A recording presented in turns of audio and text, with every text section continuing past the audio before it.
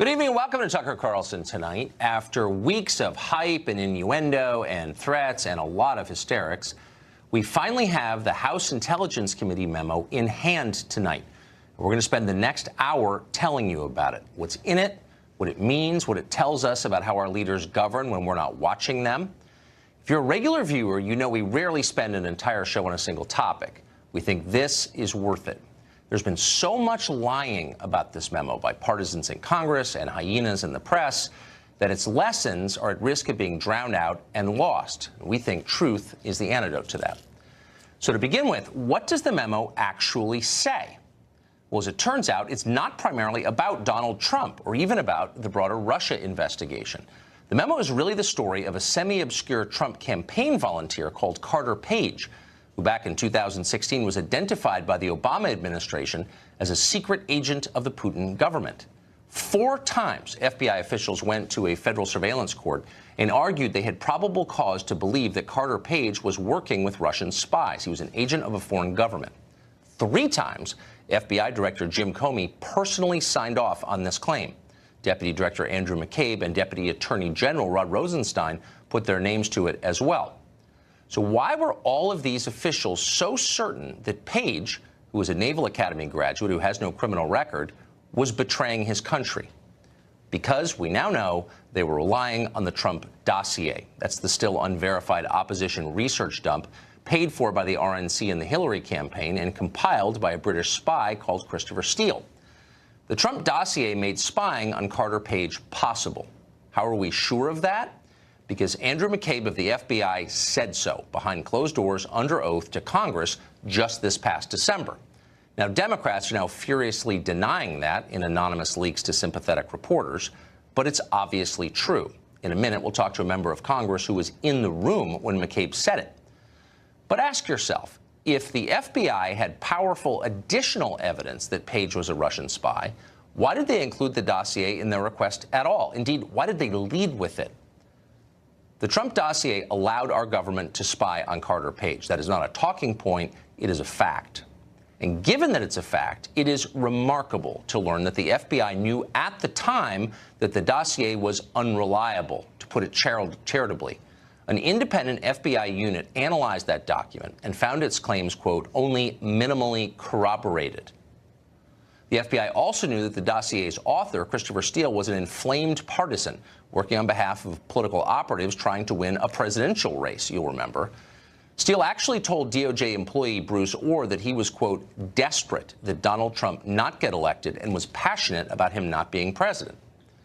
So assessing all of this, no rational person could in good faith treat the Trump dossier as fact. And yet that is exactly how the FBI presented it to the Fisa court when they asked to spy on Carter Page. They never mentioned any of the facts we just gave you. They hid them. That is lying. There is no other way to describe it. They've been busted lying, but they won't admit it. Former FBI Director Jim Comey took to Twitter today not to apologize for any of this or even to address the facts the memo raised, but to mock the release of the memo, like the aspiring MSNBC contributor he apparently is. Dishonest and misleading, he said. He didn't bother to explain how it was dishonest and misleading. Of course he didn't. Comey, who leaked his notes on private meetings with the president in a petty revenge move after being fired, is now declaring it beyond the pale somehow for Congress to carry out its constitutional duties of oversight of the FBI. Comey apparently views the FBI as a fourth co-equal branch of government, not subject to the authority of the other 3.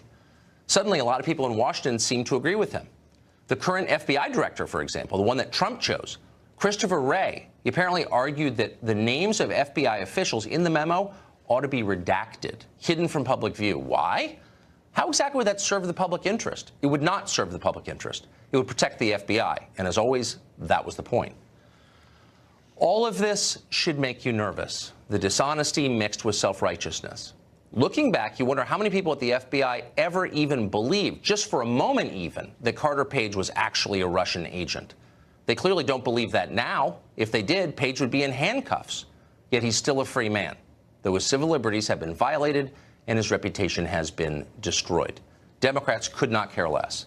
They're still pretending that somehow Carter Page hurt this country. They know that's a lie, but Page himself or what happens to him in the future is all irrelevant to them. If he can be used to destroy a president they hate, they are happy to use him, even if he is crushed in the process.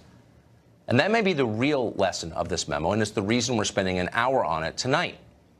10 years from now, Donald Trump will be gone, and Democrats will have forgotten that they once pretended to fear Russia as a threat to our democracy or whatever. But our law enforcement and intelligence agencies will remain as long as this country stays intact, and we have got to trust them. We give them incredible powers, awesome powers, including the power to take human life, the most basic of all. We allow them, by the way, to operate in secrecy because they tell us they must. In exchange for all of that, we ask them to operate with integrity, to prove to us that they haven't become tools of a political regime, because always and everywhere, that is the temptation. And unfortunately, it looks like it just happened here. Joe DeGenova is a former U.S. attorney for the District of Columbia. Tom Fitton is president of Judicial Watch. Both have been following this from the very beginning, and they both join us tonight. Joe, first to you, what jumps out of this memo now that we have it? Andrew McCabe's testimony that but for the dossier, there would have been no application to the court for a warrant on. So Democrats are saying on background, no one, I don't think, has come out and said it, but are saying that's not true. He never said that. It's true. I've confirmed it with people who were in the room.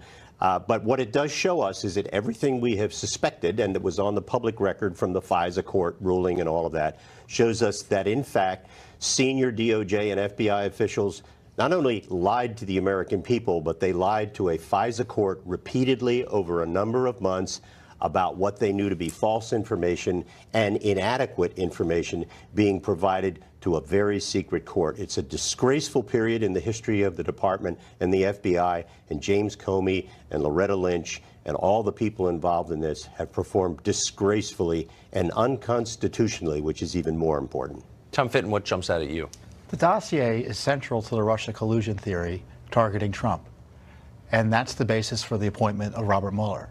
So you've got the corruption associated with the Fisa surveillance, you've got the corruption associated with the FBI and DOJ working hand in glove with the Clinton campaign to push this narrative beginning in the summer of 2016, and it all led to the appointment of Robert Mueller. There is no Russia collusion story without the dossier, and we now know and have confirmed 6 ways to Sunday there was nothing behind it. So therefore, why is there a special counsel investigation? That is a good question. So what would help a lot, I think, and would answer basic questions, would be the declassification of a number of subsequent documents, including at least part of McCabe's testimony before the House Intel Committee, but also at least parts of these FISA requests. Are we going to see those declassified? Yes, I think probably eventually. What's interesting about this, you know, the Democrats were complaining that the release of this 4-page memo would compromise sources and methods. It would destroy the ability of the American intelligence community to collect intelligence. All of that is obviously nonsensical when you look at the memorandum. What is clear now as a result of the memorandum is that huge amounts of underlying intelligence have to be declassified and have to be shown to the American people so they can understand what Tom just described, that the FBI and the DOJ basically conspired with the Democratic Party, the DNC, and the Hillary Clinton campaign to exonerate her of violations of the Espionage Act, and in the course of trying to prevent Donald Trump from becoming president, to frame him for a non-existent crime of collusion. You know, we just sued for the dossier or the underlying FISA documents today. So have those ever been released in any previous case that you're aware of? Sure, they've been released in the James Rosen case, where Mueller's FBI improperly targeted James Rosen, the Fox News correspondent. Yes, and his parents. Right, and then in the AP case. So there is precedent for the courts releasing this information. And of course, the agencies can declassify it and ask the court to declassify it. You know, and what's also troubling is we were lied to just this week, because we were told by the FBI and Department of Justice, and evidently the President of the United States was told, the sky would fall if this information was released. There was no classified information in there, and there were no names that were released that would harm the FBI or DOJ interests. These were high-level officials who ordinarily would have been subject to public disclosure in discussions of public documents like this. Why was the department? Why were they trying to railroad President Trump into keeping this document secret? Because they were protecting themselves. And then it comes out and they're trying to say it's no big deal. Right, or that you're unpatriotic for asking questions. So finally, Joe, this raises, I think, concerns for every American of all political postures about the behavior of the FBI. Are there any elected Democrats you know who are saying, we should find out how our government is behaving? No, and in fact, it's really quite sad. But it does now put the focus on Jeff Sessions and Rod Rosenstein. I have a lot of confidence in Jeff Sessions ultimately doing the right thing. I have very little confidence in Rod Rosenstein, no confidence in Chris Wray. We need a federal grand jury to investigate what the Bureau and the Department of Justice under Obama did to do what happened in this case. There are serious crimes that were committed by government officials. There needs to be a federal grand jury, and it needs to happen now. Thank you both very much. Thank Appreciate you. it. Congressman Lee Zeldin is a Republican who represents the state of New York. He says he wants the memo supporting evidence released right away. Congressman, thanks a lot for joining us tonight. Good to be with you, Tucker. So you say that the documents we were just talking about, for example, the evidence the FBI brought to the Fisa court to justify spying on this American citizen, Carter Page, ought to be released to the public. What's the argument against that? The argument against it would be that there could be some information over the course of the FISA application as you're reviewing all the documents that will include sources and methods that may need to get redacted. In the effort to argue against providing any of the related material that was sourced, some might say that we shouldn't be releasing any of it. The counter argument that I would provide, though, to that is that anything at all that can possibly be released to the American public, it's one thing when you read the majority memo that was released today. It's another thing when you get an opportunity to read the Schiff memo when that comes out. But when you actually are seeing the documents created by the Obama Justice Department and the Obama FBI, and you're seeing the FISA abuse and the misconduct at the highest levels of these agencies for yourself, and the documents are actually created by them, then the American public is able to form their own independent judgment on their own without having to rely on what might be filters of Adam Schiff through a third party in the media, through a Twitter account, and then you're being educated on believing that, say, the memo that got released today was going to have all these sources and methods that shouldn't, or when Schiff was complaining that it was going to you get the point. I mean, when he was talking about those details, I mean, it's when reality comes out in the memos, you could see for yourself. Well, and how about this?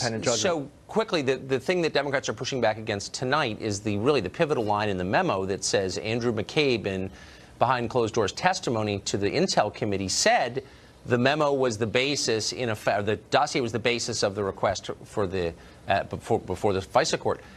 Can we get a copy of that part, the relevant part of his testimony? Absolutely, and we should. The transcript should come out and people could see for themselves. And once again, Adam Schiff and the House Intel Democrats, they're just lying. As they said, they were complaining that Devin Nunes and the majority were making changes to the document, even though it was just grammatical changes, and those other substantive changes that were made were changes requested by the minority on the Intel Committee, as well as the most substantive change, which was done by the FBI. Exactly. Congressman, thanks for coming on. I appreciate it. Thanks, Tucker. The apparent ease with which the FBI was able to monitor Carter Page without his knowing it should have the rest of us asking, when is it acceptable to spy on U.S. citizens? Has the norm become that it's always acceptable for the U.S. government to spy on its own people? Glenn Greenwald writes for The Intercept. He spent a lot of time covering the American surveillance state, and he joins us tonight. Glenn, thanks for coming on. Great to be with you, Tucker. So I should, in the interest of honesty, note the obvious irony, which is the Republican Congress, just reauthorized the law that made this possible in the first place, and did so with very little public debate on the subject. And so that raises kind of a more basic question, which is, why is this question, when and how and for what reason the U.S. government spies on its own people, why is that so rarely debated in public? It's a great question. I mean, it's the reason why Edward Snowden decided to risk going to prison, because he was so concerned that this huge, massive surveillance state was being constructed in secret, directed not just at foreign adversaries, but inward, domestically at the American people, without anybody knowing about it. And so he came forward because he was so concerned that Congress and the Senate never debated it, never discussed what the parameters are. And the irony is that we've had Democrats on the one hand spending the last year warning that Trump is this lawless tyrant tyrant, endangering democracy. We've had the Republicans saying the deep state is endangering democracy by abusing its power, and yet Democrats, the leadership anyway, not the majority, got together with the Republican majority, including Devin Nunes, who authored the memo today, and just not more than 2 weeks ago voted to increase spying power and block all safeguards on how it's used. So it's really incredible now to watch this debate unfold. Well, it's actually almost nauseating, and as I said, totally ironic. So you know a lot about how this works, what is legal and what is not legal. What does the U.S. government need to show to a judge or a series of judges in order to get permission to legally spy on a U.S. citizen? So in order to target a U.S. citizen the way that they targeted Carter Page, which means essentially that they're going to listen to all of his phone calls, read his emails, monitor him digitally, they need to demonstrate to a Fisa court, which is a court that meets in secret with just the Justice Department present, that there's probable cause to believe that he's an agent of either a foreign government or a terrorist organization. So they convinced a judge, obviously, a Fisa court judge, that there's probable cause to believe that Carter Page is an agent of the Russian government. How often are those requests turned down? Do we know? Almost never. There's something like a 99.8% approval rate. The Fisa court is a joke in terms of whether or not it provides real safeguards or oversight for how the NSA and the FBI can spy on American citizens. They basically rubber stamp whatever it is that's put in front of them. And so Democrats used to say that a lot. When George Bush and Dick Cheney got caught spying on Americans without going to the Fisa court, the argument of the Bush administration was it's so burdensome, and Democrats said, well, it's so easy. They never turn you down. And now Democrats are trying to say, oh, it's a very rigorous process. It's not. They almost never, ever say no. Yeah. Glenn Greenwald, who's been a brave voice from the left on this subject for many years. Thank you for that. I appreciate it. Good to be with you, Tucker. So what exactly in this memo was so dangerous that you weren't supposed to see it? It would endanger this country for you to read it. We'll ask someone who's been making that case next.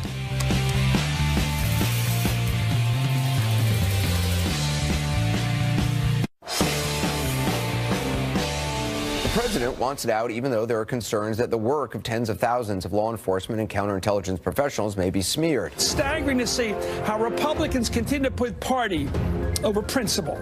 This is a tipping point for our democracy. Are we going to be a democracy after today, or is this going to be demagoguery and despotism? Paul Ryan is now no longer on Team USA or on even Team Old Republican Party. He's on Team Nunes, which means he's on Team Trump, which means to some extent they're advancing in some sense the interests of Russia. Ask questions and you're working for Putin. Well, there's particularly a meltdown over the release of the FBI memo by the hyenas in the press. Why is that? Why shouldn't we have been allowed to see it? What's wrong with a little transparency? Chris Hahn, a former aide to Senator Schumer and radio show host, joins us tonight. So, Chris, it's a super simple question. Why should I, as a taxpayer, a voter, an adult man, if Democrats had their way, I wouldn't have been allowed to see this. Why?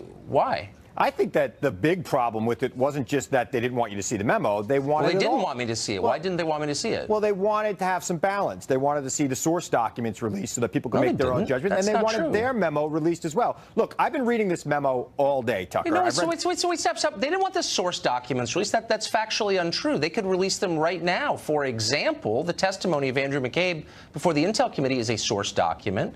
The request to the FISA court, those are source documents. Democrats don't want those released. Of course they do. Really? Then why haven't they? Come on now. I've talked to you about this last week. These are the exact things I said last week about this document. Let's see all the documents. Let's see the source document. Well, then we're in agreement there, and I think that we will. Yes. And I'll be interested to see who stands in the way of that. Right. But up until today, Democrats have stood in the way of releasing this. Now, if you think that there is libelous material in here, factually inaccurate material that libels somebody, tell me. If you think it imperils American national security, tell me how. Right. But in the absence of those two factors, I have a right to see it. Why would Democrats stand in the way of that right? You know what? I've been reading this all day, and it kind of reminds me of when Geraldo Rivera opened Al Capone's vault. There was a lot of hype, and then there was nothing in it.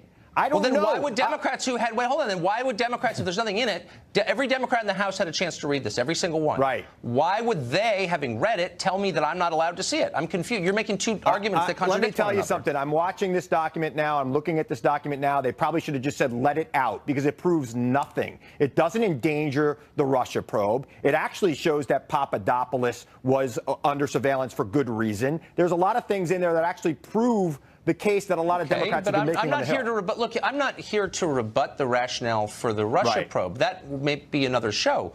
But this memo doesn't speak to those things. You're right. I said it at the outset. Right. What it speaks to is the surveillance of an American citizen called Carter Page, who graduated from the Naval Academy and has in the years since shown no evidence at all that he's working for the Russian government. That's not true.